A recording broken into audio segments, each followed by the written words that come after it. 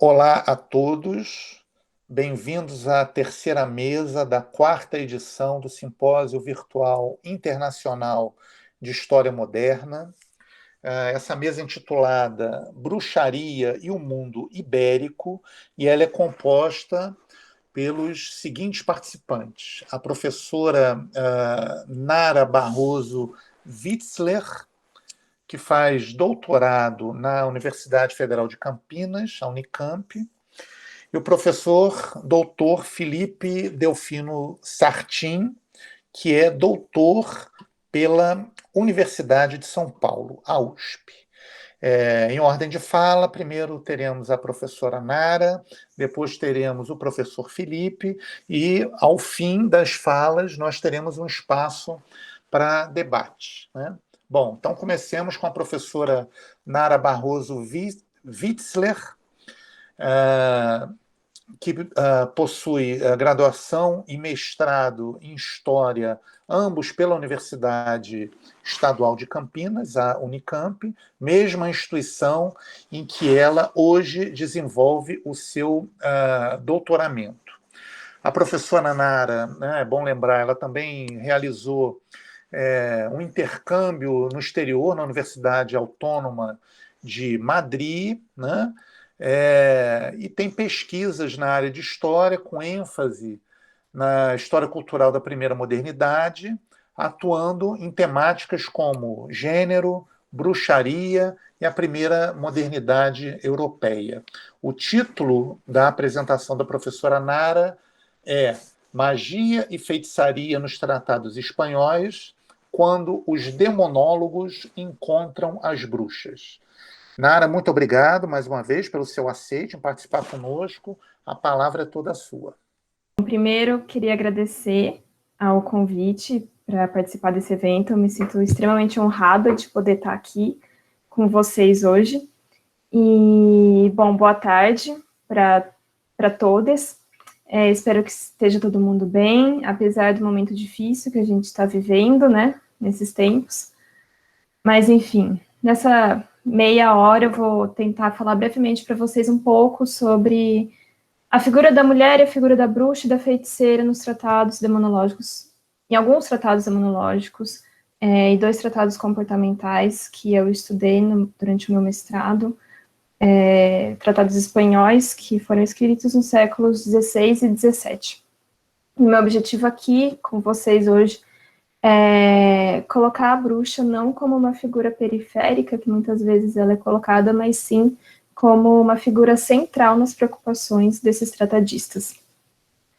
Bom, antes de entrar propriamente nas obras, é sempre importante lembrar que o que esses autores estavam fazendo nesses tratados era formular e postular racionalmente a compreensão de mundo que se tinha na época. Apesar de no período da primeira modernidade já haver um grande debate em torno do termo magia e quais seriam as suas implicações, nós não podemos correr o risco de sermos anacrônicos. O mesmo não, se atualmente entendemos a magia como algo desprovido de uma lógica racional, o mesmo não ocorria na modernidade. Para nós pode parecer incompreensível como que uma sociedade que ao mesmo tempo que estava desenvolvendo o método científico, instituía tribunais de inquisição, para aquelas pessoas essa confusão e essa incoerência não existia. A demonologia ela surgiu, então, para tentar dar sentido aos acontecimentos que cercavam aqueles indivíduos, buscando explicações lógicas para aquilo que seus autores defendiam como real. Dessa forma, era preciso definir os limites entre o possível e o impossível, o real e o imaginário, definir quem eram os hereges e os supersticiosos, e, acima de tudo, quais consequências de seus atos poderiam acarretar e por que tais práticas deveriam ser condenadas. Lembremos rapidamente também do momento específico que tais autores viveram. Se durante a Idade Média a figura do diabo era de um ser distante, muitas vezes até mesmo pintado com ar de bufão, este nunca esteve tão próximo quanto na primeira modernidade. Haviam vários indícios, que não cabem aqui, também não tem tempo de serem elencados, de que o fim dos tempos e o juízo final estariam se aproximando, o que estaria estimulando o diabo a recrutar seu exército de ministros diabólicos. Além disso, quando pensamos que a bruxaria era um crime não só reservado à esfera eclesiástica, mas era também julgado em tribunais seculares como um crime de lesa majestade divina, percebemos que estamos lidando com algo que extrapolava quaisquer barreiras e se configurava como uma preocupação real em todos os âmbitos. Bom, para começar, creio ser importante passar rapidamente sobre algumas especificidades a respeito dessa bruxa ibérica, vamos dizer assim. De acordo com Américo Castro, em seu Glossário Latino Espanhóles de la Edad Media, bruxa e xorguina aparecem como equivalentes do latim noctigna. Não, perdão pelo meu latim. Em seu dicionário crítico etimológico castelhano e hispânico, Juan Corominas e José Pascoal dizem que em suas viagens noturnas as bruxas entram e saem pelos buracos das chaminés e recebem também outro nome, que é Jorguina, que derivaria de Jorguin ou Olim, a fuligem que agarra nelas, as bruxas, quando alçam voo. Em Salamanca, por exemplo, enjorguinar significa se tingir com a fuligem da chaminé. De acordo com o Dicionário de Autoridades da Real Academia Espanhola, de 1726 a 1739, essas mulheres o fariam em forma de bruxa, que seria um tipo de ave noturna. O mesmo dicionário coloca que normalmente chama-se de bruja a mulher perversa que se dedica a fazer feitiços e outras maldades, com pacto com o demônio, e se crê ou diz que voa à noite. Disse assim por analogia de bruxa a ave noturna. Pensando agora tanto nos tratados quanto nos processos, em linhas gerais, essa bruxa ibérica adquiriu características de um demônio noturno que se ocupava principalmente em invadir as casas no meio da noite para sugar o sangue de criancinhas e assim provocar-lhes a morte. Apesar de ocasionalmente também elas fazerem como vítimas pessoas adultas, e nesses casos é interessante a gente notar o caráter sexual desses ataques. Mas é possível pensar, como fazem também outros historiadores, que a bruxa aqui, na Península Ibérica, era um ser mítico pré-existente que nada tinha a ver com pactos diabólicos ou sabás, mas que com a chegada das teorias ortodoxas ganhou ares demoníacos e passou a ser compreendida nessa chave demonológica. De acordo com o historiador Fabián Alejandro Campani, a bruxa espanhola seria então uma junção de diversos seres e arquétipos que no restante do continente estavam separados em diversos seres, como fadas, duendes, o demônio do pesadelo e até mesmo o vampiro, mas que aqui se reuniram em um único ser, a bruxa. E aqui eu cito o autor, abre aspas. Em resumo, a bruxa ibérica era um agente maléfico noturno especializado quase exclusivamente no assassinato de crianças recém-nascidas. Para isso, ela recorria a lacerações, mordidas ou mutilações, embora mais frequentemente suas ações infanticidas estivessem associadas ao vampirismo e sucção do sangue. Tinha extraordinária capacidade de penetrar em aposentos hermeticamente fechados, aproveitando as menores rachaduras nas portas e paredes. Ela era dotada de fabulosos poderes metamórficos, permitindo que adotasse uma gama quase infinita de formas de animais ou até se transformasse em objetos inertes. Quando atacava os adormecidos adultos, se lançava sobre eles, esmagando-os com seu peso e causando-lhes uma sensação angustiante de paralisia e asfixia. Às vezes, seus ataques assumiam características compulsivas, como se fosse um destino trágico do qual era impossível escapar.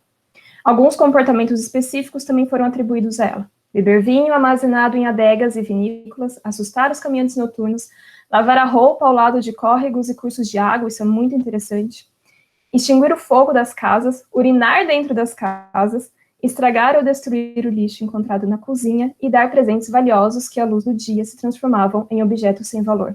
Isso também está muito relacionado com as ilusões do diabo, né? Bom, vamos passar agora para o tema principal dessa apresentação, que é a representação de bruxas e feiticeiras em alguns tratados hispânicos. A começar pelo tratado do frei franciscano Martín de Castanhega, chamado Tratado de las Supersticiones y Hechicerías de la Posibilidad de Ellas y Remédio de Ellas, de 1529. Castanhega é o primeiro autor a redigir um tratado dessa natureza em língua vulgar, ou seja, em espanhol, e dedica boa parte de seu texto a pintar tais reuniões demoníacas, em especial como uma missa ao contrário. E além de se dedicar às reuniões em si, e eu já adianto aqui que nenhum dos autores estudados por mim utilizam o termo sabá, nem o termo aquelarre, que é um termo tipicamente da região das perseguições na região dos Países Basco, e é uma língua, é um termo em basco, né, aquelarre, mas não nos autores que eu estudei utiliza nem aquelarre, nem sabá, eles usam o termo reuniões ou jogos. E o Castanheda também reserva boa parte de sua obra para descrever quem eram seus participantes. Apesar da conquista de Granada pelos reis católicos ter acontecido apenas alguns anos e as políticas de expulsão dos judeus iniciadas pela rainha Isabel I ainda se fazerem presentes, e o próprio Castanheda mencionar em alguns momentos os erros teológicos cometidos por judeus e mouros, nenhuma dessas duas figuras participavam do sabás. Os ministros do diabo estariam assim muito mais próximos, seriam cidadãos da própria comunidade cristã. Então, para responder à pergunta de quem seriam os ministros do diabo, Castanheda responde com certa simplicidade. São todos aqueles que, por pacto expresso ou oculto, estão ao demônio consagrados e dedicados. Fecha aspas. Porém, apesar de todos esses seres considerados ministros do diabo, apenas os que realizam um pacto explícito são chamados, num vocábulo vulgar, de bruxos ou xorguinas ou magos. E lembrando que pacto explícito é quando o indivíduo, de livre e espontânea vontade, vamos dizer assim, firma um acordo com o diabo, então ele tem uma relação mais próxima com o diabo, conversa com o diabo, e um pacto implícito seria quando a pessoa, ela faz ações e para essas ações darem certo, o diabo ou demônios participaram ali daquela ação, mas a pessoa em si não conversou com esses demônios nem com o diabo. E quem fariam esse pacto implícito são as feiticeiras, no lugar da bruxa que faz um pacto explícito. Sendo assim, o pacto explícito seria muito mais grave do que o implícito, uma vez que para que o primeiro se concretizasse, a pessoa teria que verbalizar a sua renegação à fé cristã e seguiria para o seu rebatismo diabólico. Mesmo admitindo que tanto homens quanto mulheres poderiam realizar o pacto, Castanheda dedica o capítulo 5º de seu tratado apenas para explicar por que existem mais mulheres do que homens nesse ofício. Nele, o autor dá 6 razões principais para haverem mais seguidoras do que seguidores do diabo, e aqui o princípio da inversão, aliado ao gênero, é perceptível. Uma vez que Cristo elegeu apenas homens como seus ministros, o diabo fez o mesmo, elegendo apenas mulheres. E aqui citando uma parte do capítulo.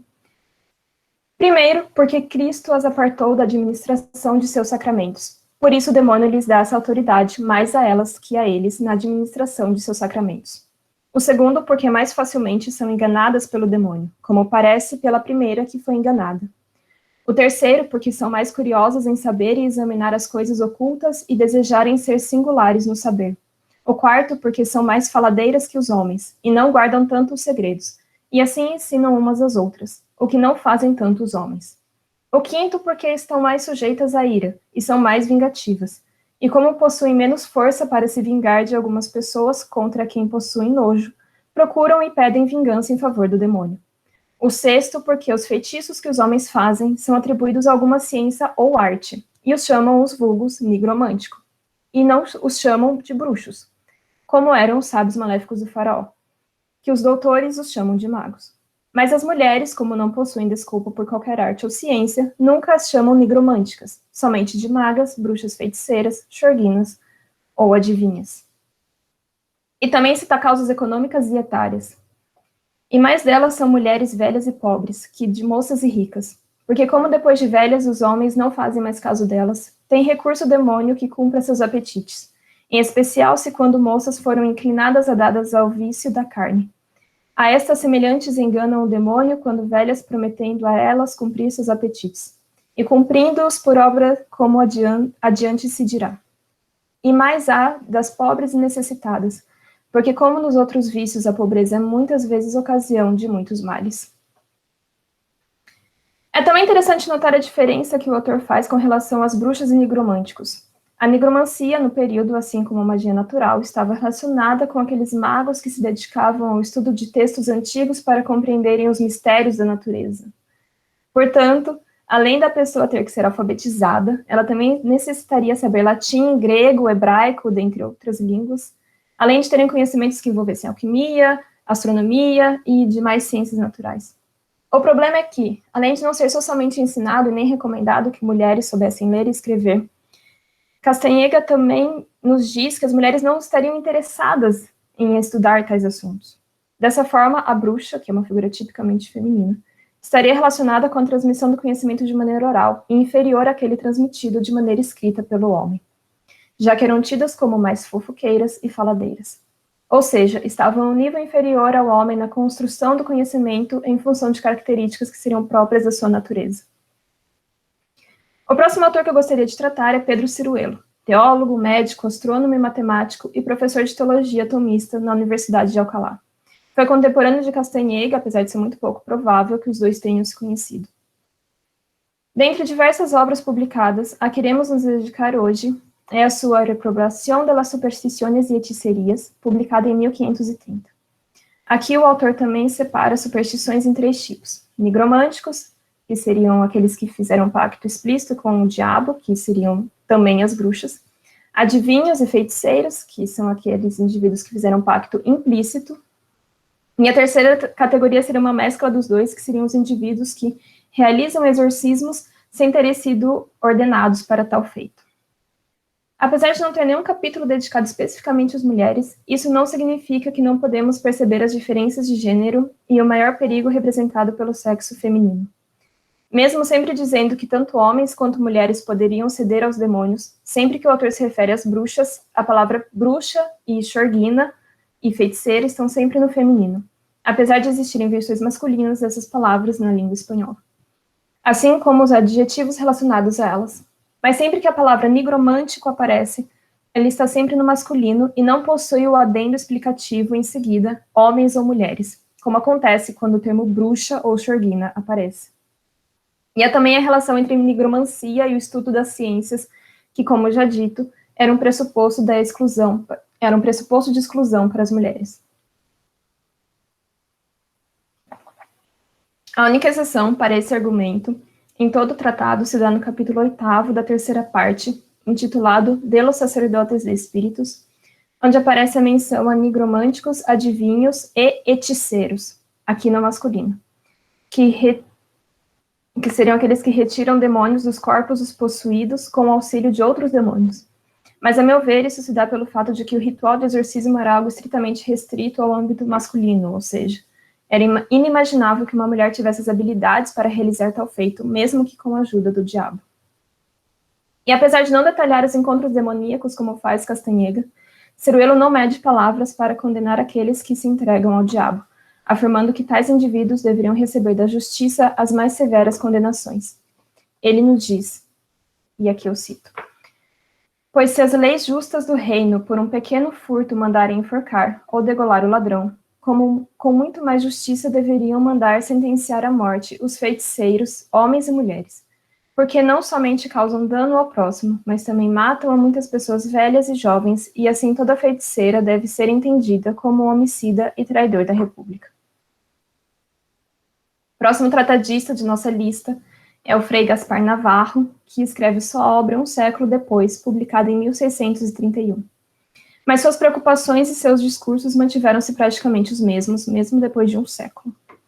É curioso também notar que Navarro é, dentre os autores por mim estudados, o primeiro a citar nominalmente o Malleus Maleficarum, talvez porque essa obra tenha sido recomendado pela Inquisição Espanhola que as pessoas não lessem o Malleus, por ser uma obra, digamos assim, tanto extremista, mas tanto que é muito provável que tanto Castanheda quanto Ciruelo tenham entrado em contato com essa obra, porque eles até chegam a copiar várias ideias e vários argumentos, mas eles não citam. Então, já em 1631, um século depois, né, 2 séculos depois do Tribunal da Inquisição, o Gaspar Navarro é o primeiro que cita nominalmente o Malleus. E dentre todos, o Navarro é, sem dúvidas, o que possui as opiniões mais ferrenhas acerca do sabá e seus participantes. Talvez já influenciado por autores como Jean Bodin e Pierre Delancre, Navarro é o único que, por exemplo, cita as marcas diabólicas nos corpos das bruxas que deveriam ser buscados pelos juristas. Talvez uma explicação possível para todo esse incremento feito por Navarro se deva também ao fato de que é no século XVII e não no XVI que a Espanha viu as maiores perseguições às bruxas. Sendo assim, talvez o autor sentisse que tais reuniões estavam mais próximas do que nunca. Agora, sobre os participantes de tais encontros, Gaspar Navarro segue basicamente as mesmas argumentações de Pedro Ciruelo em sua reprobação da superstição ladina. Devemos sempre lembrar que a demonologia estava inserida dentro de um debate teórico maior, o que significa que tais obras eram lidas e debatidas entre seus autores, que por vezes concordavam e outras vezes discordavam entre si. Mas por ser um admirador de Ciruelo, Navarro também classifica a bruxaria como um tipo de nigromancia, ou seja, fruto de um pacto explícito com o diabo. Acerca das participantes do que o autor chama de jogos do diabo, Navarro também concorda que há mais participantes mulheres do que homens, e é o que possui as opiniões mais fervorosas acerca do sexo feminino. Dentre outras coisas, o Frei afirma que isso ocorre porque este sexo feminino é mais fraco de cabeça, e as coisas naturais ou ilusões do demônio as tem pelo céu e de Deus. Também porque abunda a mulher de paixões veementes, e o que procede da paixão própria pensa que nasce da verdade. Também as mulheres são de natureza mais úmidas e vaporosas, e o que é úmido mais facilmente recebe figuras várias, que as imprimem. Pois como possuem elas menos juízo e discurso, e menos prudência, mais se inclina o demônio a enganar as mulheres com aparências e falas imaginativas, revelações e visões. A mais disso, há de ver nos costumes que são mulheres distraídas, faladeiras, loucas e amigas de ensinar. E o diz porque a mulher seria porta de entrada do diabo, caminho de maldade, mordida de escorpião. Finalmente, a mulher é um sexo danosíssimo, que de onde se aproxima acende o fogo. Portanto, digo eu, que da má há de fugir, e da boa há de recatar. Que a mulher é perdição do homem, tempestade de uma casa, impedimento de gente boa, cativeiro de vidas, guerra voluntária e contínua, besta voraz, leoa, que com seus braços tira a vida, animal cheio de malícia. A mulher é a que causa a inimizade entre os muito amigos, e a contínua pena e dano, um mal incontornável, tentação ordinária, perigo contínuo nos lugares e povoados. É o maior mal da natureza, pintura adornada de 1000 embustes. Ela foi a que introduziu o pecado em todos os filhos de Adão, e causa da morte do gênero humano. Bom, passando agora para o que eu chamo de tratados comportamentais ou manuais de comportamento. Estes são livros que foram escritos com o propósito de ensinar as mulheres como elas deveriam se comportar dentro da comunidade. Poderíamos pensar que uma obra desse tipo nada teria a ver com anjos e demônios, muito menos com bruxas. Mas quando nos lembramos de que o temor do diabo e consequência da bruxa estava presente em todas as esferas da sociedade, a menção de tais figuras nesse tipo de manual não parece tão surpreendente. No tratado escrito pelo Frei Francisco Juan de la Cerda, em 1599, livro intitulado Vida Política de Todos os Estados de Mujeres, o autor dedica um capítulo para cada tipo de mulher, jovens, casadas, viúvas, freiras, beatas, e o quinto e último capítulo é dedicado às outras. E é aqui que a bruxa aparece, já na gravura que abre o capítulo, o que não surpreende. E aqui a imagem está um pouco ruim, mas é essa imagem que aparece na abertura do quinto capítulo. Se até o momento Lacerda discorria sobre mulheres exemplares, a partir daqui ele irá apontar o que pode ocorrer se alguma delas não seguir seus conselhos. Ele passa a falar sobre comportamentos desviantes que uma mulher poderia ter, e nada era mais desviante para a comunidade cristã do que a figura da bruxa. E novamente a bruxa é aqui descrita como aquela mulher que não soube controlar os seus impulsos luxuriosos. No tratado escrito pelo Frei José de Jesus Maria, em 1601, intitulado Primeira Parte de las Excelências e Victorias de la Virtud de la Castidad, apesar de não mencionar as reuniões demoníacas, o autor nos mostra os motivos de as mulheres serem mais propensas a causarem malefícios do que os homens. A grande questão estaria na condição natural feminina de possuir humores mais úmidos que os homens, tornando o seu corpo um recipiente propício para os demônios e suas artes maléficas. Bom, eu falei aqui um pouco sobre como essas mulheres e bruxas foram descritas nos tratados, mas gostaria também de falar rapidamente sobre os efeitos que a bruxaria poderia causar no, vamos dizer, mundo real. Afinal, se a bruxaria era um crime difícil de ser provado por suas ações, ele era facilmente percebido por suas consequências. E dentre todas elas, algumas se destacam em todos os tratados. Além do caráter infanticida da bruxa, 2 aspectos parecem também importantes. Os feitiços, chamados de ligaduras, que seriam as causas de impotência sexual, em especial nos homens, e o mal olhado, este que parece ser uma característica quase que onipresente em toda a Península Ibérica. Comecemos pela ligadura. Para Pedro Ciruelo, tais feitiços estavam entre os piores que os ministros do diabo poderiam fazer. Para Gaspar Navarro, o diabo era o maior conhecedor dos mistérios da natureza, de modo que mesmo que a impotência tivesse ocorrido por maneiras naturais, era possível pressupor de que por trás estavam mãos diabólicas. Afirma o autor que temos que pressupor como coisa certa que pode haver importância natural, a qual vem os homens naturalmente, sem que se mescle nela o demônio. E assim o remédio para isso só inclui e pertence aos médicos. Mas como o demônio é tão grande médico e filósofo e conhece a natureza, pode secretamente aplicar à mulher ou ao homem, por pacto que tenha com um mago ou feiticeiro, coisas naturais que esfriem em demasia, que da aplicação se siga a esterilidade na mulher ou a impotência no homem. Para a historiadora Linda Hooper, tal medo pode ser explicado quando relacionamos os corpos às práticas mágicas. Magia, feitiçaria, sexualidade, identidade sexual estavam todos interligados. O medo que os homens tinham da impotência sexual era mostrado pelo fato de esse ser um dos principais motivos que os fazia buscar a ajuda das feiticeiras, apesar de ser um dos maiores danos que elas poderiam causar ao homem. A masculinidade, ao contrário da feminilidade, seria algo muito fácil de se perder. E quem detinha o poder sobre a castração ou a restauração da potência era justamente a bruxa ou a feiticeira. Falando agora do mal olhado, que é chamado de mal de ojo, Martín de Castanheda admite a possibilidade do mal olhado, mas dá também explicações naturais para o fenômeno. Para o Frei, é naturalmente possível que dos olhos saiam impurezas produzidas pelo corpo feminino, corpo esse que é repleto de humores úmidos que propiciam esse tipo de efeito. Ou seja, assim como a menstruação é a expulsão dessas impurezas, o mal olhado seguiria a mesma lógica, porém de uma maneira mais sutil.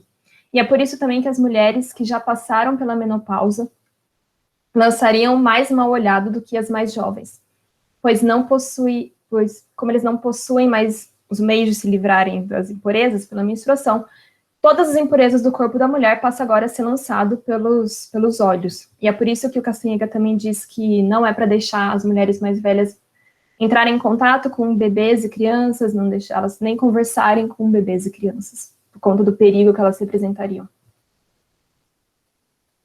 Já Pedro Ciruelo admite que o mal olhado poderia ter causas naturais, mas era muito mais provável que tivesse causas demoníacas, uma vez que, para ele, não há comprovação de que tais feitos pudessem existir de forma natural.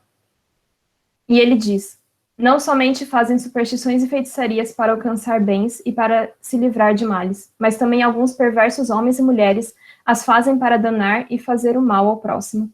E com esse propósito vem o que comumente dizem que uns lançam mal olhado a outros. São também pecados de manifestas superstições e obras diabólicas.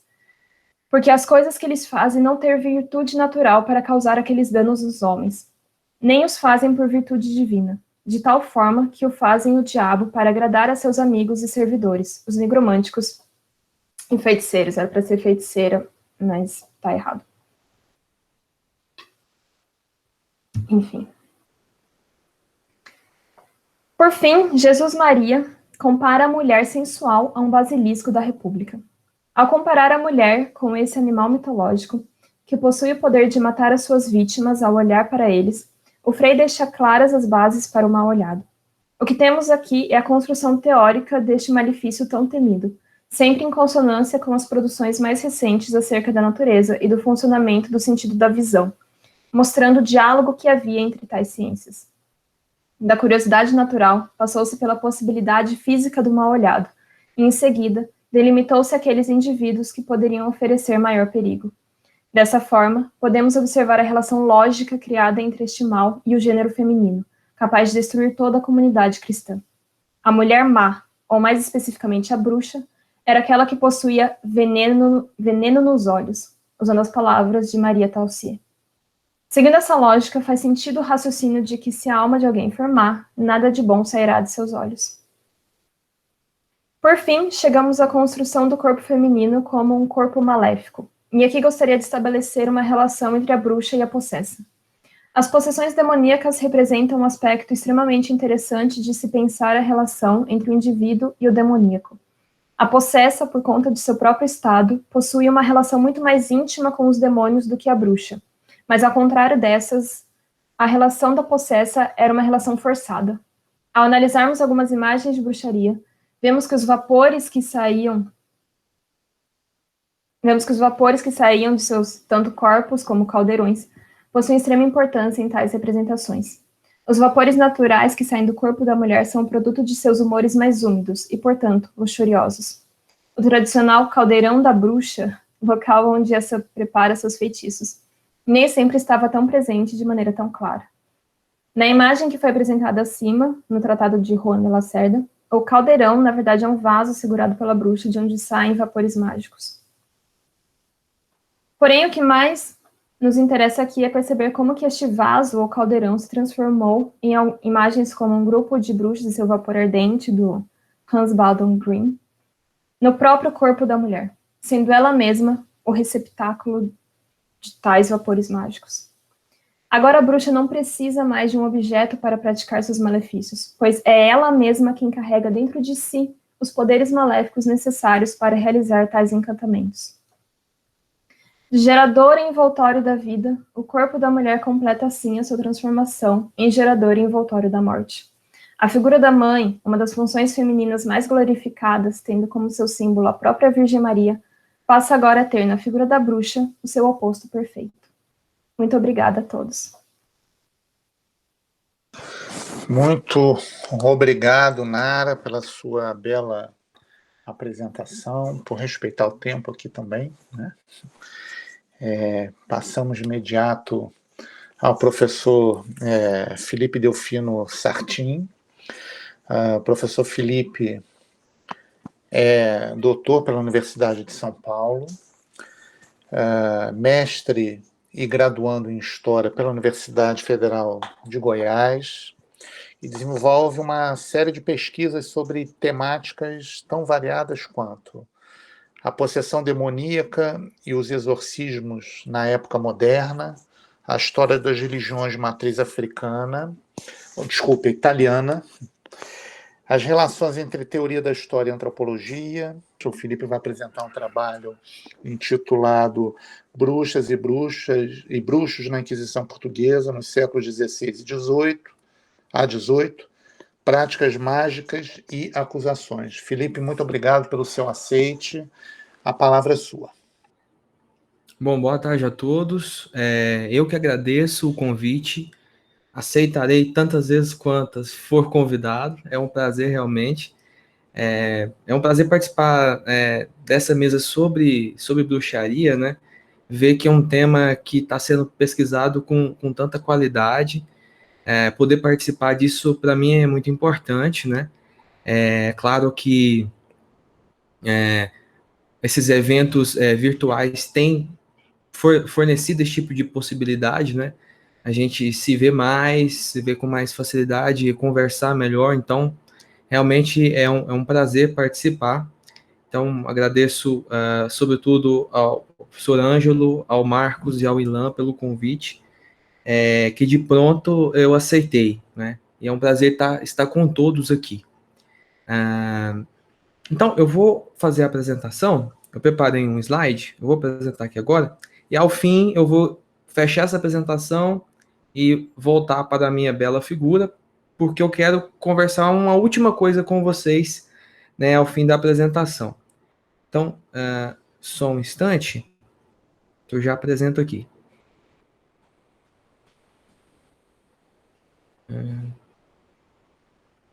Vou compartilhar a tela, e aí eu vou abrir. Me digam se foi totalmente. Só um instantinho, já vai abrir. Abriu. Perfeito, né? Isso. Então, o fenômeno da caça às bruxas. Coloquei aqui a singela figura de uma bruxa valdense, né? Talvez uma das primeiras representações, está lá no Champion des Dames do Martin Lafont. Mas para ilustrar, né? Não tem nada a ver com bruxos e bruxas em Portugal, né? O tema dessa minha apresentação, o título dessa minha apresentação, contém um anacronismo proposital, que eu vou explicar ao fim. Então, eu vou focar nessas práticas mágicas e nas acusações. O caráter da apresentação é também possibilitar às pessoas que se interessem por essa temática, que se interessem por pesquisar Inquisição, perceber qual é o panorama que nós encontramos quando lidamos com esse tipo de questão. Sobretudo, quando queremos perceber diferenças de gênero, apesar que eu não vou aqui explorar muito o conceito de gênero, mas diferenças de gênero entre homens e mulheres processados por crime de magia na Inquisição Portuguesa, aí do 16 ao 18. Então, essa apresentação ela vai estar baseada, em primeiro lugar, na análise de algumas estatísticas, ilustrando as limitações e as possibilidades que as estatísticas apresentam para a gente. Num segundo momento, vou falar do perfil social dos agentes da magia em Portugal. E, ao fim, discutir um pouco sobre a relevância cultural de certas retomadas ou persistências ou apropriações desse universo. Correto? Então, para começar, gente, estatísticas. As estatísticas que nós possuímos, né, tem que se basear em estudos globais, estudos tanto quanto possíveis, seriais. Aqui nós esbarramos no primeiro problema, é que as estatísticas da Inquisição, elas não são, elas são uma série documental, mas elas não são sistematicamente colhidas, não é? Elas obedecem a muitos fatores que não representam regularidade num determinado território, numa determinada época, não é? Ela é uma série documental, mas ela não é sistemática. Isso nos dá uma série de limitações. Na Inquisição Portuguesa, nós temos, então, 818 processos movidos por crimes associados à magia, a sobrevivência de 690 processos, e as informações que eu vou apresentar para vocês são já conhecidas. Eu vou acrescentar alguma coisa e vou problematizar o que a gente já tem. São conhecidas desde os trabalhos do Francisco Bettencourt, do José Pedro Paiva e do Timothy Walker. Então, para começar, a historiografia indica a preponderância de acusações contra as mulheres de um modo peremptório. Então, eu estou aqui no terreno da história social. Então, diferentemente da Nara, que falou da demonologia, eu vou falar das acusações, digamos assim, da prática da bruxaria, da acusação de bruxaria ao réis do chão. Então, a sua expressão social, nós temos os seguintes indicativos.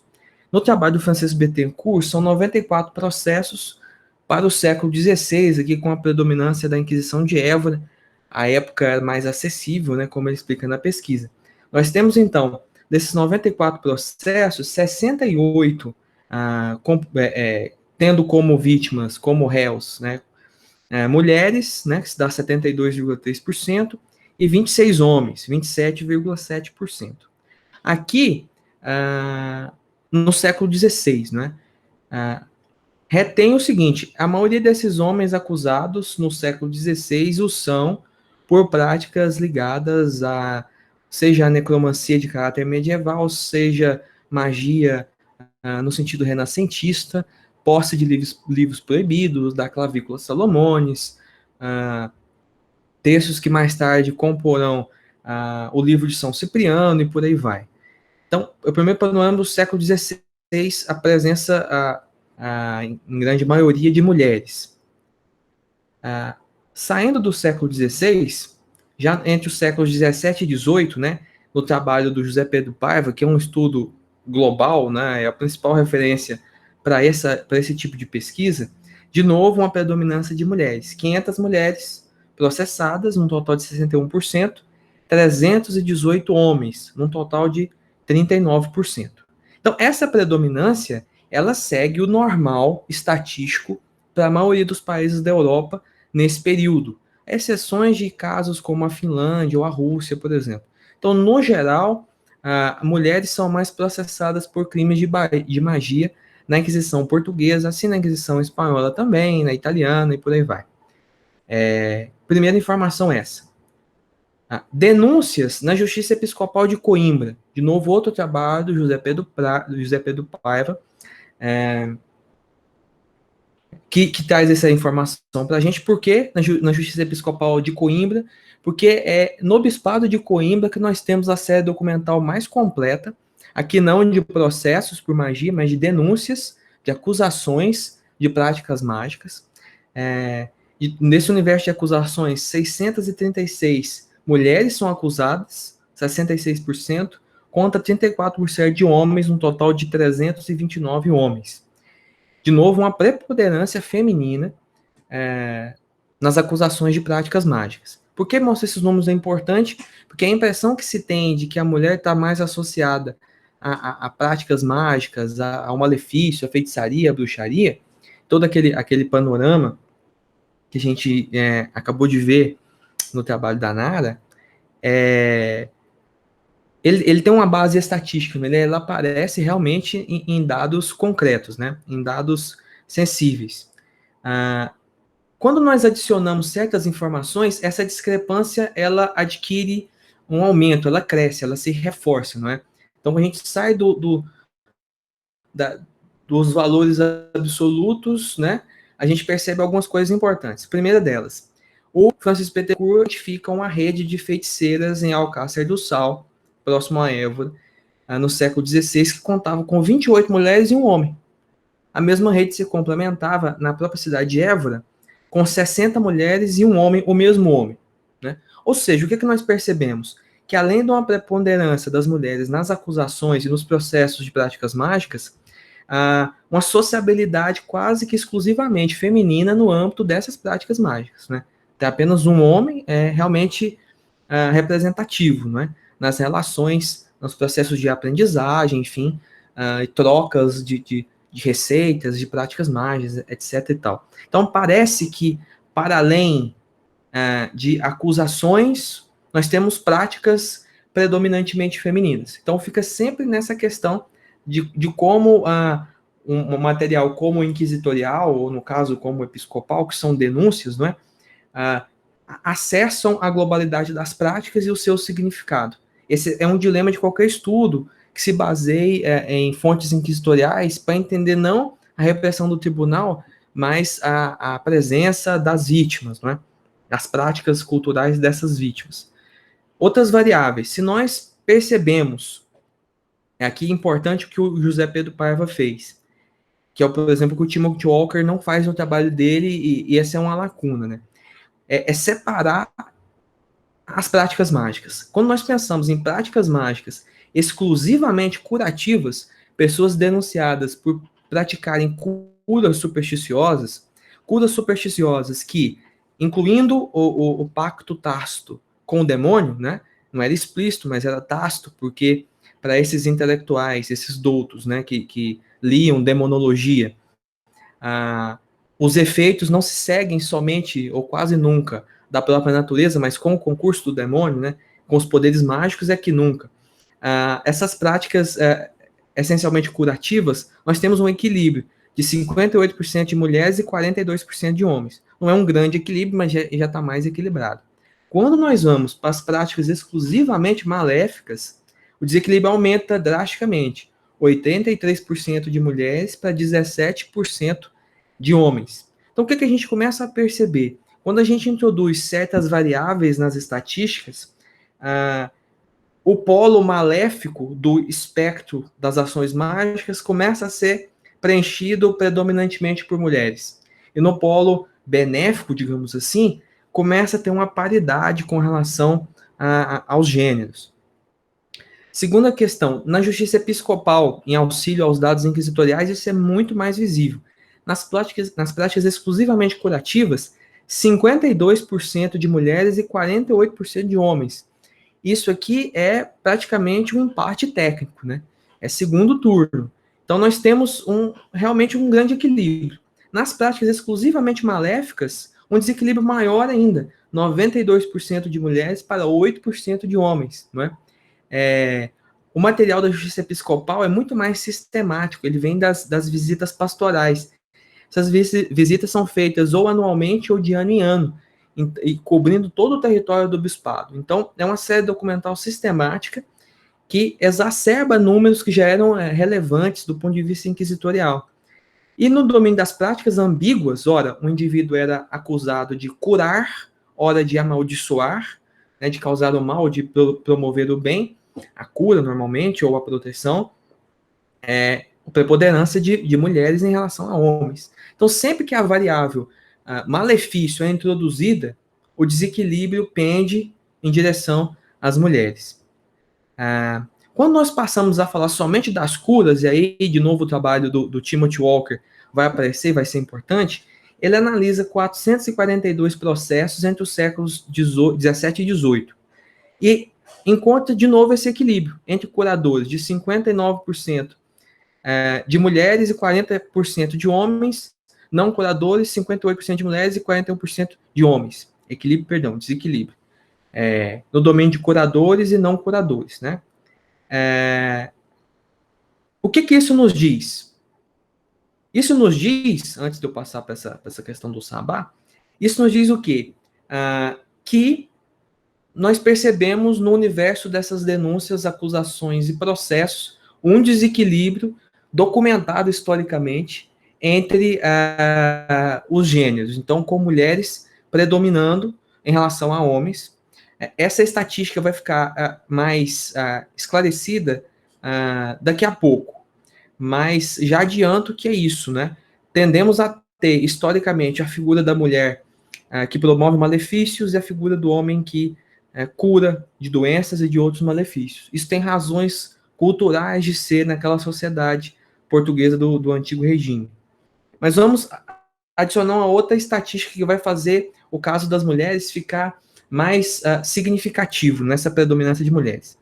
Aqui eu vou trazer para vocês as denúncias de um sabá que teria acontecido em Torres Novas, no começo da década de 1750, vai até 54.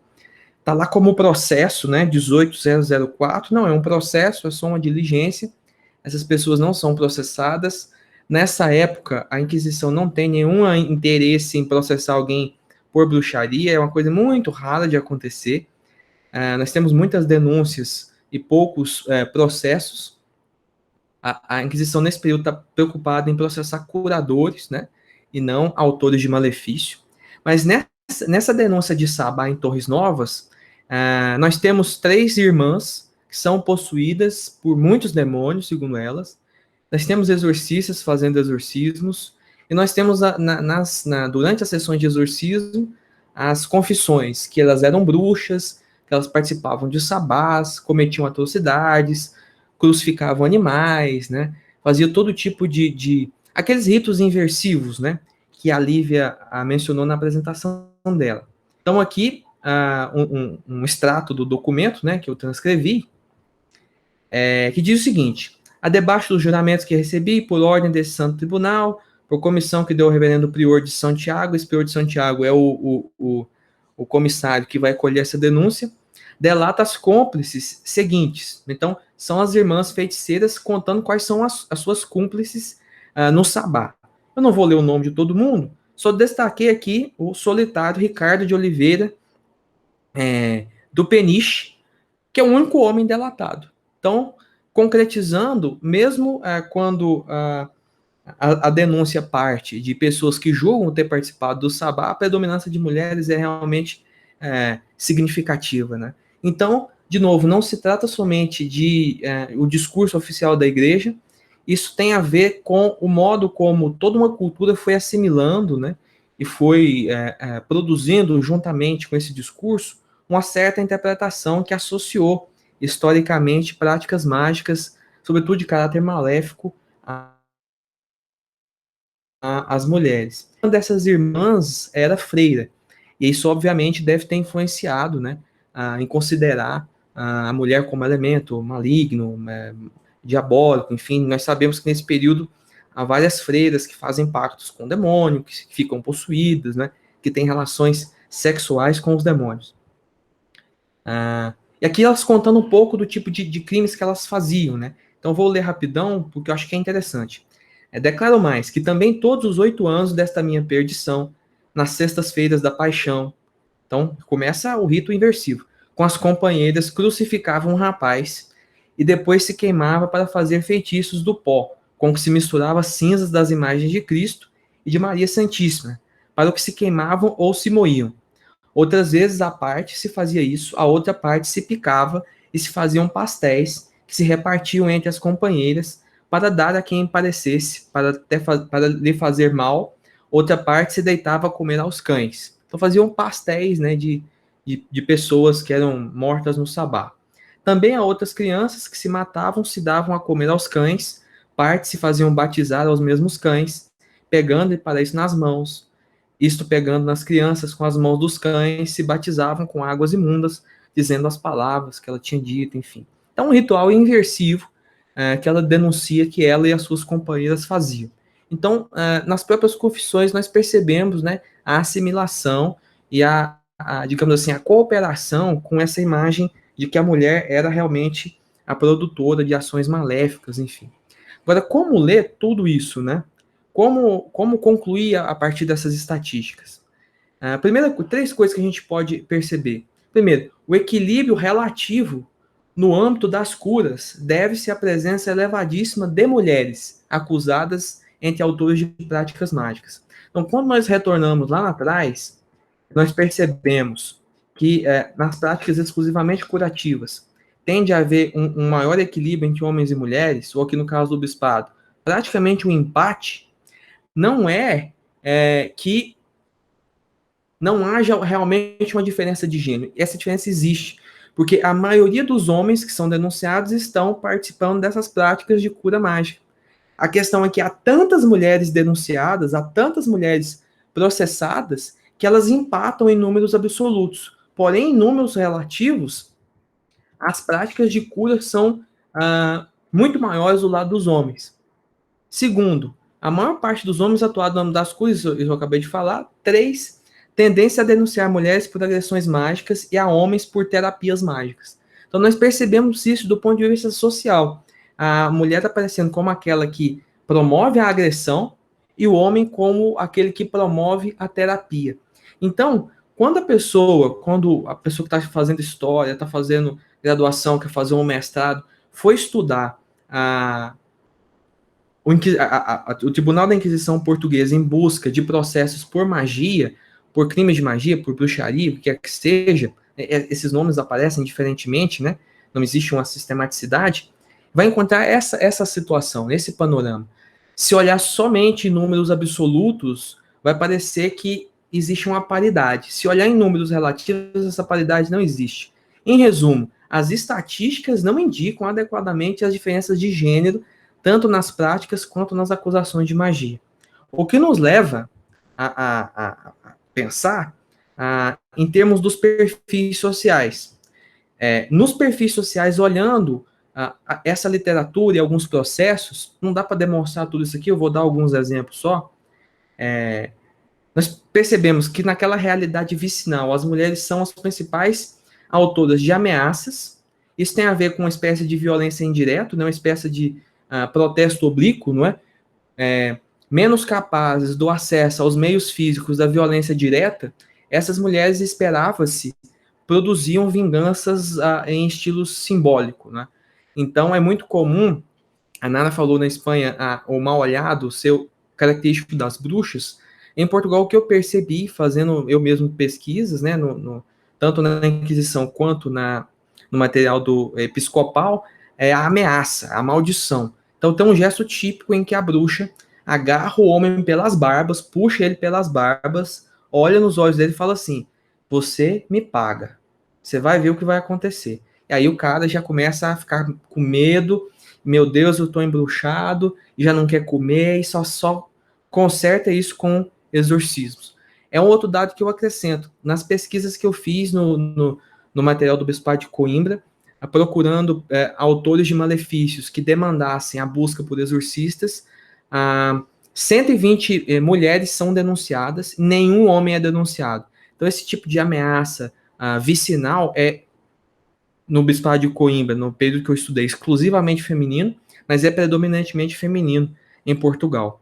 Percebe-se nas mulheres mais uma ambiguidade nas práticas, que segue de perto a ambiguidade de status. Então, enquanto elas pertencem à sociedade, à comunidade, elas também não são casadas, né? A maioria são solteiras e viúvas, e boa parte delas são pobres, e são mais dispostas, e aqui é uma coisa mais complexa de se dizer, são mais dispostas a realizar performances que são consideradas, pois consideradas aqui em itálico, tá?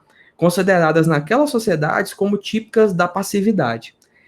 Ou seja, mulheres estão mais dispostas a performar relações sexuais com o diabo e fenômenos como os da possessão. Isto é o que se colhe tanto da realidade empírica quanto por meio de literatura comparada. Não é?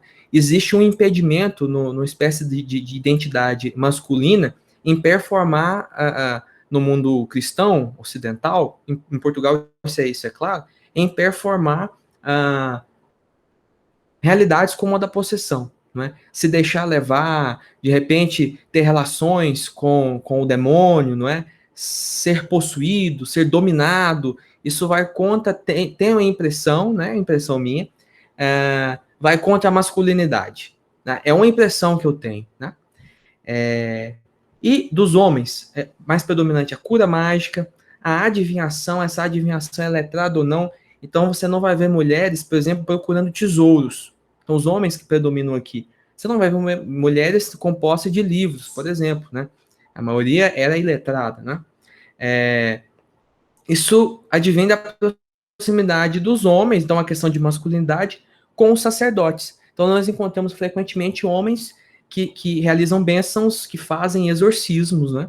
Exorcistas populares, é um tipo de pesquisa que atualmente eu estou fazendo. E a rejeição dessas performances de passividade. Como é que a gente consegue demonstrar isso? Então, já estou encaminhando para o final da apresentação, para não tomar muito tempo. Na diferença que existe entre o saludador e a corpo aberto. Então, o saludador exclusivamente homem, ao sul do Rio Tejo, ao norte, na região indo em direção ao Minho e também à Galícia, a presença das corpo aberto. As corpo aberto eram mulheres que praticavam curas possuídas por espíritos dos mortos. Então, José Pedro Paiva caracteriza isso em Bruxaria e Superstição num País Sem Caça às Bruxas. Infelizmente, não consigo adentrar mais, porque essa documentação é do Tribunal de Coimbra, isso significa que estão todos inacessíveis. Há 20 processos de corpos abertos, que é um tema interessantíssimo. Requisitei os 20 foram negados, isso na Torre do Tombo. Nenhum deles está digitalizado. Então, por enquanto, é o tipo de pesquisa que está difícil fazer. Mas seria extremamente interessante, né? Curadoras, mulheres que curam incorporadas, né? Isso nos séculos, a partir da segunda metade do século XVII. Que é a diferença também entre as corpo aberto que curam e os exorcistas populares que também curam. E aqui, uma diferença que eu vou apresentar para vocês de uma espécie de corpo aberto, que essa aqui é da Guarda, ela não é do Minho, de 683, a Maria Ferreira. Então, coloquei aqui o processo, eu não transcrevi, mas a letra tá bonita, eu vou ler com vocês. Disse que sabe que Domingas, moça solteira, filha de Francisco Fernandes, do casal do Redondo, fingira uns acidentes, deitando-se no chão, o que ela testemunha viu por muitas vezes, indo, em certa ocasião, à igreja de Nossa Senhora dos Mártires, da vila de Punhete, com a dita Domingas e muita mais gente, se deitada no chão com um acidente dentro da dita igreja. Então, o acidente é o desmaio, né? Cair e perder os sentidos. Dizendo, trazia no corpo a alma de Isabel Rodrigues, mulher de Manuel Fernandes, Ratinho, era o apelido dele. Então, é comum nessas mulheres serem possuídas no meio de todo mundo e dizer que é um espírito de um morto que está falando pela boca delas. Então, existe possessão tipicamente portuguesa nesse sentido? Existe. Então, nós conseguimos testemunhar isso. Algumas dessas mulheres usavam essa possessão para cura. Não é o caso aqui né, da Maria Ferreira. Agora, por contraposição, um Manuel Rodrigues, processado em 1752. O Manuel Rodrigues vai dizer, entre outras coisas, que ele dava remédios para os feitiços e tal, e ele fez apartar dos exorcismos da igreja por persuadir e capacitar as pessoas que os exorcismos eram menos poderosos que as coisas que ele fazia. Então, ele pedia para as mulheres não usarem dos remédios, dos médicos, também dos exorcistas, e ele era convidado para benzer certas pessoas possuídas. Então, vou aqui ler só um trechinho de uma mulher possuída, como é que ele curava. E vindo com efeito, e não achando a dita pessoa em casa, se puser até que chegue... Deixa eu ver se é esse aqui. Não, é esse aqui, de novo. Uma pessoa está possuída, né? Está lá com a força exacerbada, está tudo louca e tal. E ele pega e diz o seguinte: segurem o touro que é bravo, né? Então começa aqui a cena do exorcismo. E passando as contas que tinha na mão, por modo que rezava, tornara a dizer: larguem o touro bravo que eu o amansarei. Então, de novo, uma performance de cura mágica, aqui toda, como eu posso dizer, figurada em termos de masculinidade, né? Larga esse touro bravo que eu o amansarei. E então pegou-lhe, só meteu a mão no peito, correndo até o estômago, dizendo juntamente as palavras seguintes: se és alma do outro mundo, fala. Vê se queres missas ou ofícios, ou se tens algumas promessas e romarias. E acabado o referido, lhe tirou a mão do peito, dizendo: seja para a saúde, com o que ficou a dita pessoa mais aliviada das ânsias e aflições que padecia. Então, enquanto a mulher está sendo possuída e está, às vezes, fazendo curas, o homem é o cara que, se espelhando nos exorcistas, retira a alma, controla a situação, doma, digamos assim, o touro bravo. Certo? Então, eu vou só sair aqui dessa apresentação. Só um instantinho, interromper aqui o compartilhamento. E voltar, porque eu quero mostrar uma coisa para todos. Vamos ver se já apareceu. Ainda não? Só um instante que volta. Ok, voltou. Deixa eu só me fixar aqui. Essa parte aí conto com a edição. Deixa eu só fixar aqui. Então eu disse para vocês que bruxos e bruxas na Inquisição Portuguesa contém no título um anacronismo, né? O anacronismo é o seguinte: que com o passar dos séculos fixou-se em algumas regiões de Portugal, sobretudo ao norte de Portugal, uma imagem de bruxos, que, se por um lado essas bruxas eram essas mulheres maléficas, né, dos séculos 16 a 18, né, então todo esse imaginário que nós já conhecemos, esses curadores, esses exorcistas populares é que hoje em dia são chamados de bruxos. Eu tenho aqui comigo um livro, que foi uma tese de doutoramento, que está em francês, do Miguel Montenegro, chama Os Bruxos, os terapeutas tradicionais e sua clientela em Portugal. Ele trabalha com o Bispado do Porto, o Miguel Montenegro. Ele fez isso aqui, é uma tese que ele fez na França, agora eu não vou saber exatamente qual a faculdade, a universidade que ele fez, mas identificando o seguinte: esses curadores agora é que são chamados de bruxos, né? Então, quando nós falamos de bruxos e bruxas na Inquisição Portuguesa, apesar desse anacronismo, nós estamos lidando com o fato de que bruxos, no sentido clássico da palavra, esses homens raramente seriam acusados, né, e perseguidos pela Inquisição. No sentido que adquiriu, com o passar dos anos, o curador agora é chamado de bruxo, aí sim, aí nós percebemos, né?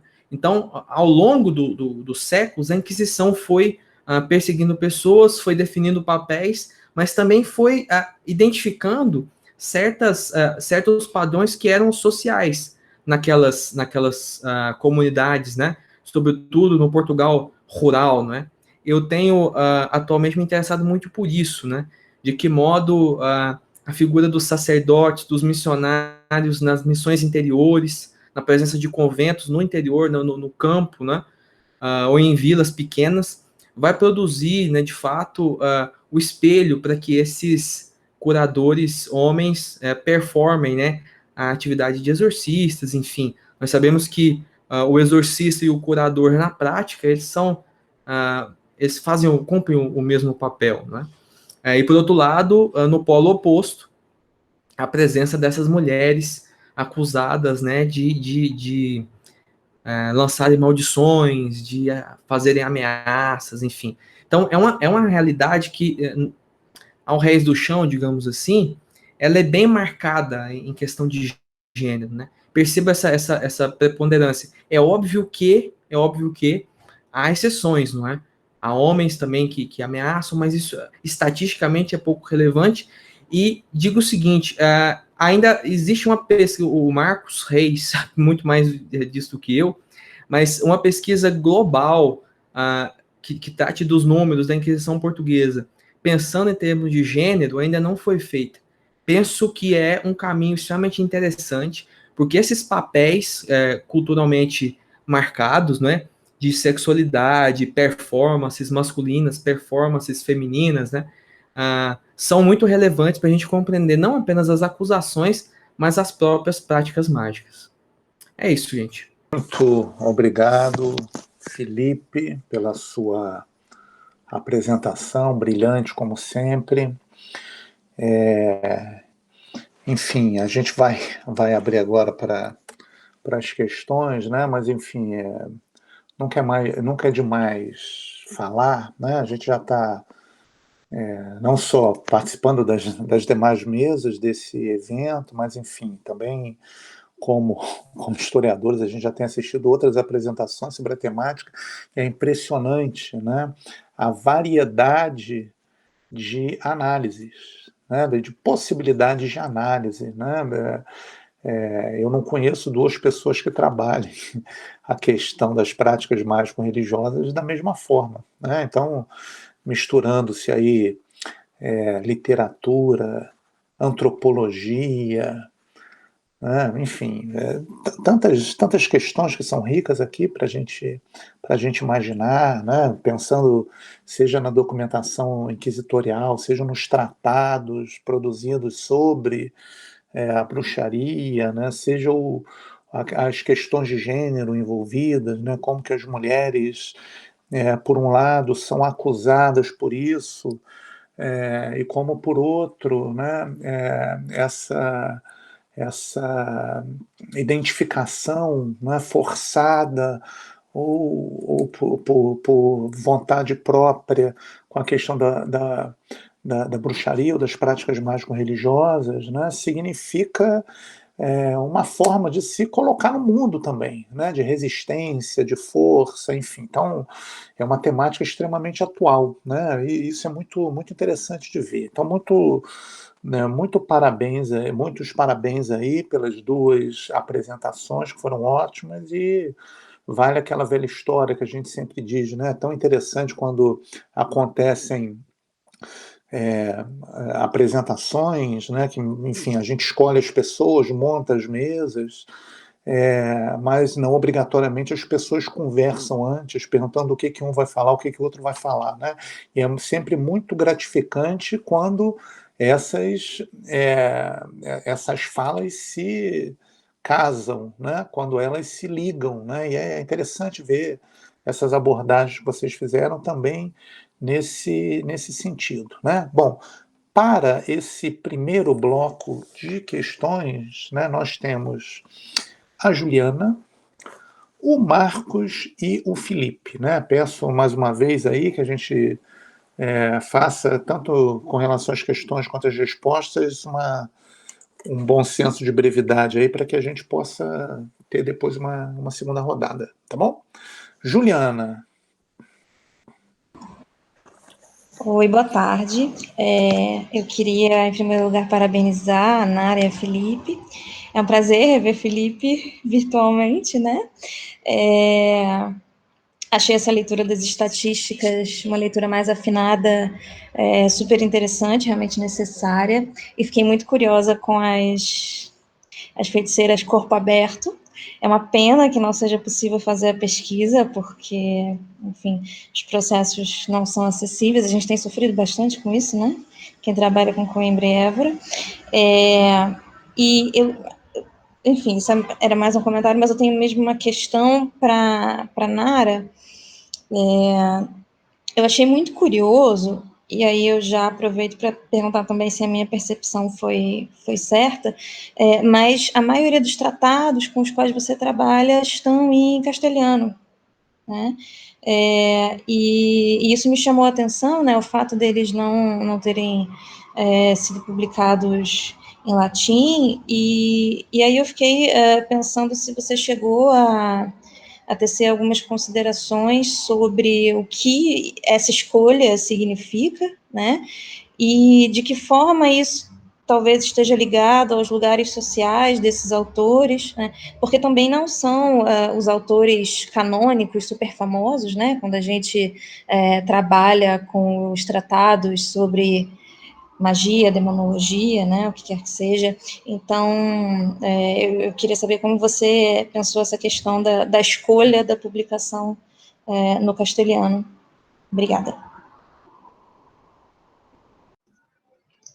Bom, eu repito as palavras do professor Ângelo quanto à felicidade de ver uma terceira mesa que, de alguma forma, ou melhor, de várias formas, consegue fechar algo que a gente pensou desde a primeira mesa, né, das discussões, das reflexões.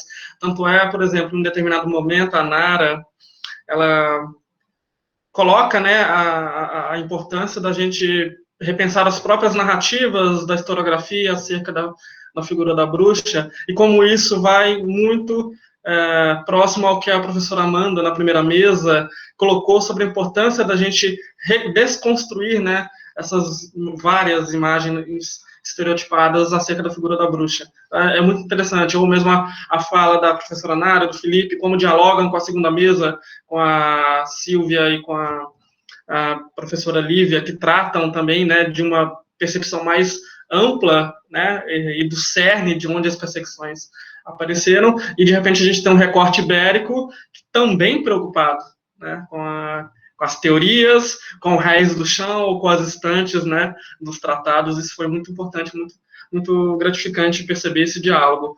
Pois bem, Nara, eu tenho duas questões. Uma delas, você já tocou no assunto, eu gostaria de ouvir um pouco mais, até porque você citou a Linda Hopper, sobre esse corte de gênero dentro dessa produção tratadística. Como você identifica esses padrões de gênero dentro dessa documentação que você avalia, analisa.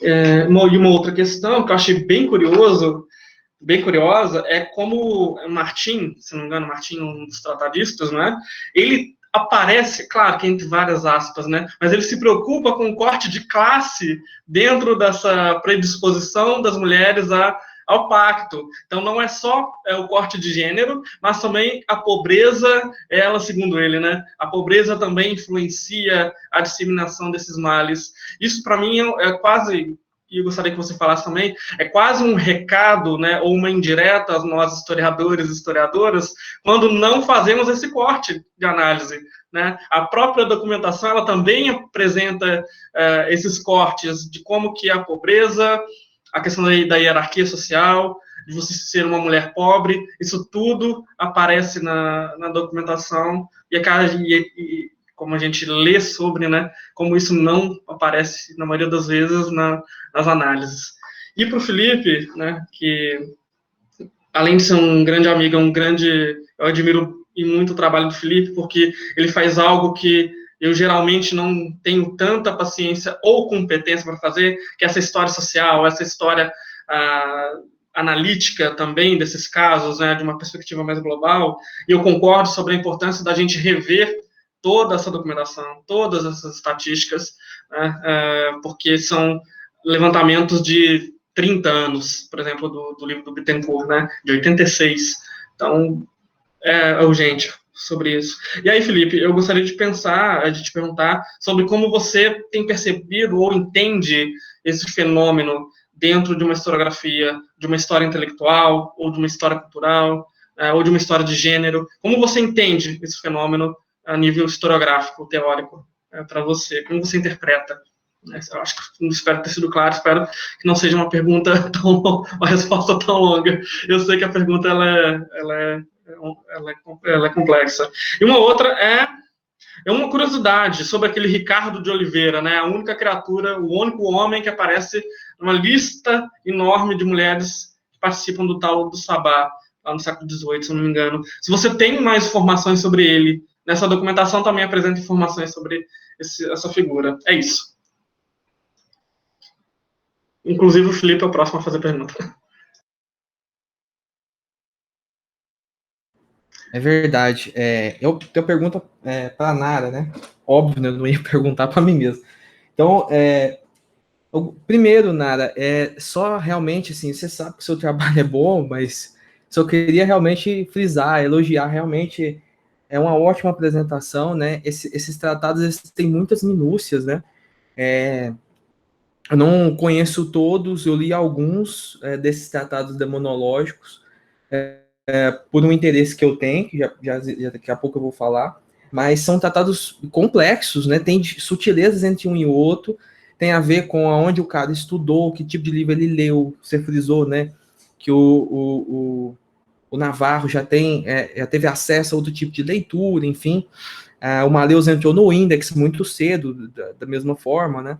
Então tem já nessa época a Inquisição espanhola já era refratária, de certo modo, a condenações por bruxaria, né? Então, primeiro, só uma questão, são três coisas que eu vou dizer rapidão. Primeiro, você falou uma coisa da possessa ser forçada, nem sempre, viu? Às vezes tem casos das possessas que estão de boa em estarem possuídas, porque na próprio ato da possessão existe uma relação sexual imaginária. Então, às vezes a possessão ela é cultuada, a gente tende a ver como extra-europeu, mas não, quando você vai e enxerga um pouco além do discurso, essa possessão, ela nem sempre ela é forçada, às vezes ela é cultivada, né? Uma outra questão que eu queria saber, que você falou sobre a figura da bruxa, né? Tem um autor, ele é catalão, ele chama Pau Castel Granados, e ele fala do complexo mítico da bruxa como um sintoma de paralisia noturna, que eu acho extremamente interessante. Queria saber o que você acha disso, que você entende disso bem melhor que eu, se faz sentido, se além da questão da magia dos olhos, se a paralisia noturna é uma coisa que está sendo discutida, se isso é levado a sério, né? E por fim, uma pergunta melhor, mais direta, com relação ao humanismo. Se esses tratados de superstição, você percebe mais um humanismo renascentista neles, ou uma coisa mais voltada para a escolástica? Eu pergunto isso por quê? Porque os tratados de superstição espanhóis, né? O Castanhega, o Ciruelo, estão entre os primeiros textos que reprovam a prática indiscriminada, supersticiosa de exorcismos. E quem mais que está reprovando? Erasmo, na mesma época. O Lazarillo de Tormes tem um exorcismo fake lá no meio da coisa. Então são textos que têm a ver, o Lazarillo tem a questão erasmista, né? Eu queria saber se você percebe nesses manuais de superstição laivos de humanismo, ou ao contrário, tomismo, ao contrário, a preocupação com ortodoxia, no sentido mais estrito da palavra. Era isso.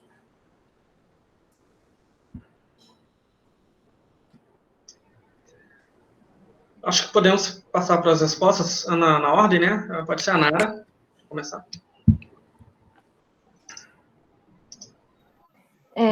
Bom, obrigada pelas perguntas. São perguntas complexas, na verdade. Primeiro, respondendo a Juliana, por que eles foram escritos em castelhano, né, em espanhol. Na verdade, todos os tratados que eu estudei no mestrado, todos eles foram escritos em castelhano. Eu deixei de fora aqui da minha apresentação um tratado que é do Francisco Blasco e Lanuza. Ele foi contemporâneo do Navarro, que enfim, não ia dar tempo de falar de todo mundo, mas ele era um frei dominicano e ele também escreve em castelhano. E aí, assim, isso na verdade é uma coisa que eu converso muito, tanto com o meu orientador, o Rui, quanto com os meus colegas. Estava até falando isso com as minhas amigas, com a Lívia, inclusive, semana passada. sobre o que está escrito numa obra e até que ponto você pode acreditar no seu autor, né, no autor que você está lendo, e até que ponto ele está cumprindo simplesmente um protocolo ou usando da retórica por algum motivo, mas enfim. Todos eles mais ou menos falam a mesma coisa, todos eles se justificam. E a partir daí a gente já pode até começar a pensar nisso. Bom, eles têm que se justificar de porque eles estão escrevendo em língua vulgar e não em latim. Isso é um ponto. E qual é a justificativa? E essa é comum a todos eles. Vou escrever em língua vulgar porque eu quero que o meu livro alcance o maior número de pessoas possíveis. Porque o número de bruxas está aumentando muito, o diabo está chegando cada vez mais perto, e, assim, eles não usam essas palavras, claro, mas, mais ou menos no sentido, eu sei que nem todo mundo fala latim, na verdade eu sei que poucas pessoas falam latim, poucas pessoas entendem latim, então eu vou escrever em língua vulgar para que o meu tratado chegue ao maior número de pessoas possíveis.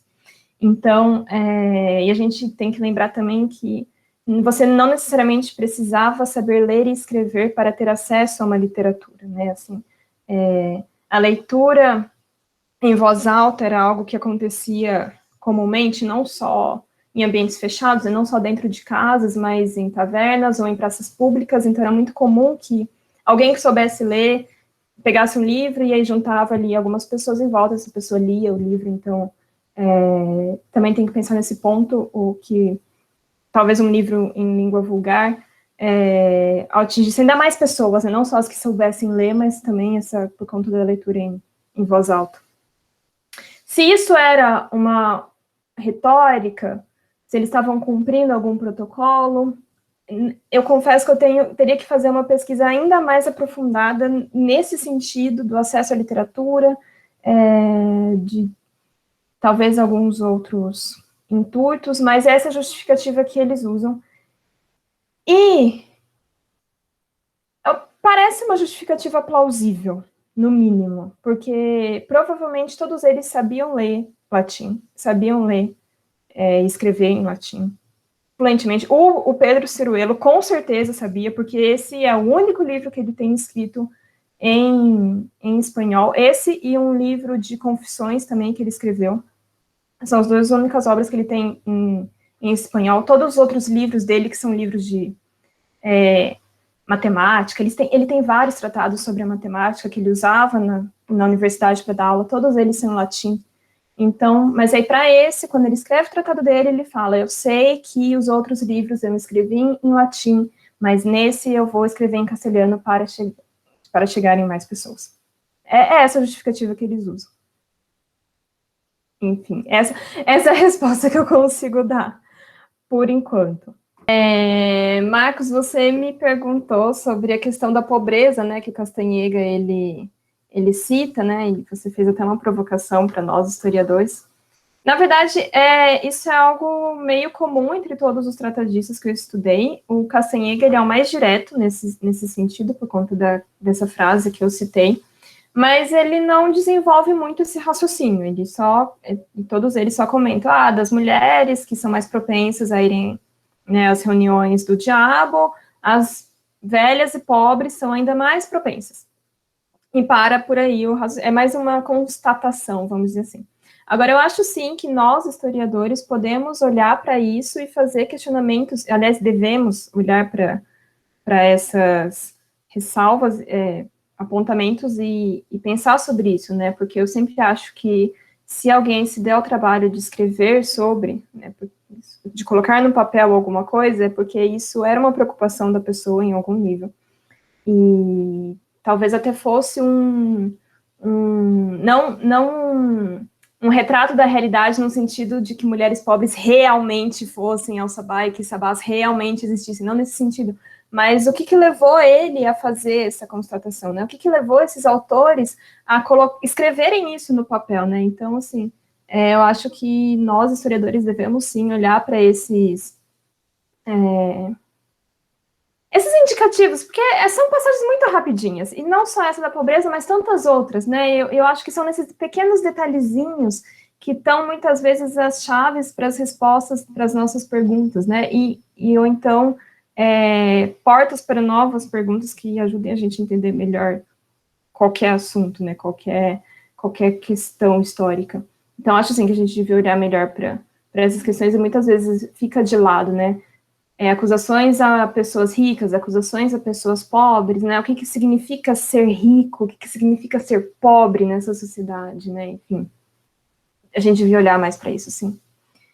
E a questão do Felipe, primeiro a paralisia noturna, eu não sei, Felipe, se você chegou a ler o Strix Hispanica, do Fabian Alejandro Campani. Na verdade, boa parte do que eu trouxe sobre essas especificidades da bruxa ibérica eu tirei do Campani, porque quando a gente olha para os tratados, não tem tantas essas especificidades. Eles falam da bruxa que sugadora de sangue, eles falam da bruxa entrando em aposentos fechados, mas eu acho que quando a gente olha para os processos, essas características ficam mais evidentes. E o Campani fala muito da bruxa como um ser que é o amálgama de todos os outros seres, e aí o demônio do pesadelo entra. Porque o demônio do pesadelo é esse ser que hoje em dia a gente, assim, para os historiadores que olham para fenômenos do passado e encontram relações e doenças do presente, seria uma paralisia do sono, né? Então, o demônio do pesadelo, que existe em diversas culturas, seria esse demônio, esse ser que entra de noite na casa das pessoas e aí senta em cima da pessoa e asfixia, né, a pessoa. A bruxa ibérica faz isso. Então, quando a bruxa ibérica, a bruxa espanhola, pelo menos, quando ela ataca pessoas adultas, eles relatam que ela senta em cima das pessoas e enforca, e a pessoa sente um peso muito grande no peito, assim. Então, para o Campani, e na verdade eu teria que fazer uma pesquisa mais aprofundada nos processos, que é o que eu quero fazer agora no doutorado, porque eu acho que é nos processos e nesses relatos que a gente encontra mais essas especificidades. A bruxa ibérica seria, então, isso, a junção de vários seres, dentre eles, e talvez principalmente o demônio do pesadelo, porque o demônio do pesadelo é esse ser que entra em qualquer casa, então, assim, trancar a porta não adianta, vedar a casa não adianta, estar embalado a vácuo não adianta, porque a bruxa, ela consegue se transformar em qualquer animal, em qualquer objeto, ela consegue passar por qualquer porta, qualquer janela, e ela tem essa característica de te sufocar. Então, é isso, seres que em outros lugares do continente seriam divididos, na Península Ibérica, na Espanha, é um ser só, que depois foi demonizado, e quando chegou a ortodoxia, virou uma pessoa, vamos dizer assim. Antes era um ser místico, e agora virou uma pessoa, que pode ser a tua vizinha, e que vai para o sabá e faz um pacto demoníaco. É isso. Eu teria, assim, para te dar uma resposta mais sim ou não, eu acho que eu teria que estudar mais os processos, assim, e ir mais para pé no chão, como você disse. Nos tratados isso não aparece tanto, essas características. E sobre o humanismo ou a escolástica, eu te diria que é ambos, porque ao mesmo tempo que eles citam os clássicos, né, Tomás de Aquino, Santo Agostinho, não é Gervásio, aquele alemão, esqueci, meu Deus, eu sou muito ruim com nomes, mas eles citam, assim, os escolásticos tradicionais, os que discorrem sobre superstição e heresia, mas eu acho interessante falar, para responder a sua pergunta, do Castanhega e do Ciruelo, porque o Castanhega, ele defende o Erasmo, e o Ciruelo, ele critica o Erasmo, porque o Ciruelo, ele é professor tá na cadeira de tomismo, de escolástica tomista, na Universidade de Alcalá. Então, ele é um crítico do Erasmo. Já o Castanhega, ele não é professor universitário, ele é um frei franciscano. Na verdade, a gente sabe muito pouco da vida dele, mas ele leu Erasmo porque ele cita Erasmo e ele defende Erasmo no tratado. Então, ao mesmo tempo que esses autores eles estão citando os escolásticos, eles também estão citando os humanistas. E uma das discussões mais interessantes para mim, quando eu fiz a minha pesquisa sobre o mal-olhado, quanto que isso estava em concordância com as pesquisas que estavam sendo feitas na época sobre ótica. Então, toda essa que o Stuart Clark cita, né, no livro dele, o Vanities of the Eye, toda essa revolução que o Renascimento trouxe, né, o que é o olhar, que esses magos renascentistas e os cientistas, né, renascentistas estavam falando, o que é a ótica, o que é o lobisomem? O lobisomem, ele é uma pessoa que realmente se transforma num lobo, ou é o demônio que enche o mundo de espelhos e aí ele te engana, né, por conta da refração, você acha que está vendo um homem virar um lobisomem, mas na verdade o demônio está enganando os seus olhos. Esse tipo de discussão a gente consegue encontrar nos tratados. Não exatamente esse exemplo que eu dei do lobisomem, mas a gente consegue perceber que eles estão a par das discussões não só escolásticas, mas também das discussões sobre ótica, sobre física natural, sobre magia natural, tudo isso que está acontecendo no humanismo também. Então, eu acho que eu te diria ambos, tanto humanismo quanto escolástica. Agora, assim, são tratados, assim, muito complexos, inclusive, assim, às vezes eu pego eles hoje para ler e eu consigo perceber outras coisas que na época do mestrado eu não tinha tanto conhecimento para perceber, o que significa o Ciruelo ter antes sido professor, ele estudou na Sorbonne, aí ele foi professor em Salamanca, depois ele foi para Alcalá, o que tudo isso significa? O que significa o Castanheda ter participado de um processo de condenação por bruxarias em Logronho, e aí o tratado dele é um tratado encomendado, essa é uma característica importante. O tratado dele não avançou muito na Espanha, mas ele foi traduzido no México, então ele foi para o México, o tratado do Castanheda foi traduzido para o Náhuatl. Por que o tratado do Castanheda foi escolhido para catequizar os indígenas no México, né? Então, assim, são muitas coisas. E acho que eles merecem. Eles são um pouco renegados, vamos dizer assim, pela historiografia, mas eu acho que merecem uma atenção maior, esses tratados hispânicos. Ibéricos, na verdade, né? Enfim, era isso. Respondendo, então, como eu entendo a questão do gênero, como eu percebo isso, né, Marcos? Nessa historiografia, assim, eu tenho pouca competência para tratar dessa questão, não tenho a sua, com certeza. Mas, assim, o que eu percebo, há uma posição, que é a posição, por exemplo, do Stuart Clark, que foi nossa, aquela autora escocesa, esqueci o nome dela agora, me fugiu. É uma autora escocesa famosa, cujo nome não me vem à cabeça agora. Christine Lerner.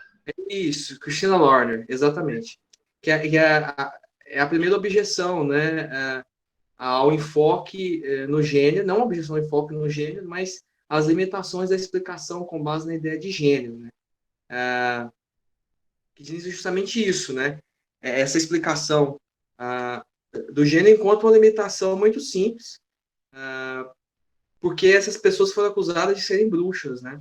E a condição estrutural feminina que possibilitava esse tipo de acusação, ela vem de antes, ela continua depois, e as acusações desaparecem. E o que o Clark diz é óbvio, né? Porque se a ideia da bruxaria depende do pensamento baseado em oposição, de oposição em oposição, eu encontro no mesmo lado da tabela malignidade, mulher, magia. Então, a junção disso é bastante natural. Agora, eu tenho me inteirado assim, de algumas questões. Tem uma autora israelense, ela se chama Susan Surd. O que a Susan Surd diz é o seguinte: nós precisamos passar a compreender não aquilo que falta às mulheres, não aquilo que há de privativo, de privação em relação às mulheres, né? Aquilo que as torna mais vítimas ou mais dispostas a responder uma agressão com uma agressão mágica, e sim naquilo que elas possuíam de positivo, não é? Uma certa disponibilidade para experiências limite. Então, é a mulher que no seu corpo experimenta isso desde de jovem, é a mulher que tem a experiência do parto, que nas fêmeas do Homo sapiens é uma experiência que pode ser de quase morte, e a disponibilidade que eu tinha mencionado para situações que são consideradas naquelas sociedades como de passividade. Então, é pensar também nos impedimentos do masculino com relação ao exercício de certas práticas mágicas, né? Então, é difícil encontrar homens possuídos, né? Porque estar possuído, ser dominado, ter o seu corpo conquistado por um espírito, talvez fosse contra uma certa visão de masculinidade. A Susan Sontag fala isso a respeito, por exemplo, de casos de possessão no México contemporâneo. Então, vai contra a ideia do macho mexicano, uma ideia espanhola também, enfim. Então, eu conheço pouco, mas eu acho que esse pode ser um caminho, né? Mas, enfim, um pouco na sequência do que você mesmo fala no seu artigo, né, que você publicou, existe realmente uma ausência, né? É claro que você sentiu isso não é a coisa mais simples de assinalar, mas, de fato, falta essas análises documentais, essas análises mais globais que incluam, né, o gênero na equação. Percebo isso, né? Isso do pouco que eu conheço.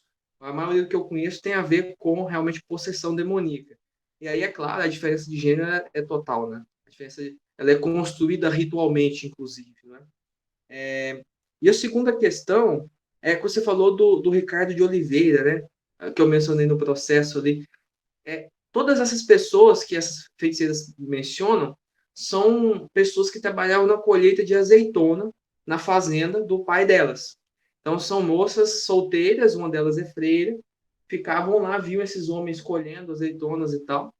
E aí, na hora da confissão, né, internalizando toda aquela questão de serem possuídas e de serem bruxas, dão os nomes das pessoas que elas conheciam.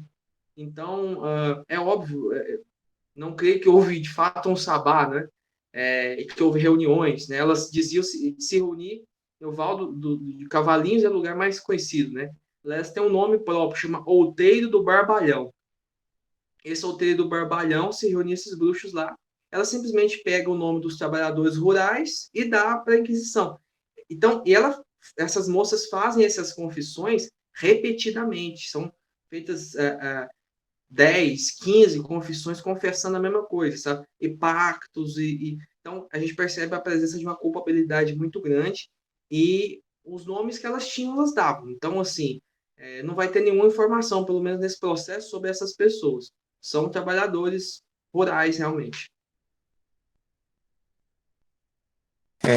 Enfim, então, muito obrigado, Mara, muito obrigado, Felipe, pelas respostas de vocês, também pelas magníficas apresentações. Acho que essa mesa fecha com chave de ouro o evento, né, porque mostra não só a riqueza da temática, né, mas como esse ainda é um campo muito ainda por explorar, né, com várias possibilidades de análise. Tomara que, tenho certeza, que o trabalho de vocês, né, vai ajudar a inspirar muitos outros pesquisadores, né, que virão trabalhar essa temática, né, tão necessária, né, porque falar de bruxas, falar de feitiçarias, é falar de empoderamento, é falar da importância do respeito às mulheres também, né? Então, claro que a gente não tem que diminuir a questão só a isso, né, mas essa também é uma chave importante de leitura. Então, muito obrigado pela apresentação de todos e tenham todos um bom dia.